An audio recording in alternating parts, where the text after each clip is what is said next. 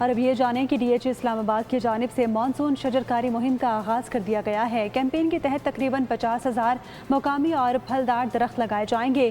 شجرکاری مہم میں طلباء و طالبات اور سول سوسائٹی کے نمائندوں نے بھرپور شرکت کی۔ نوجوانوں نے شجرکاری مہم میں فعال کردار ادا کرتے ہوئے پودے لگائے۔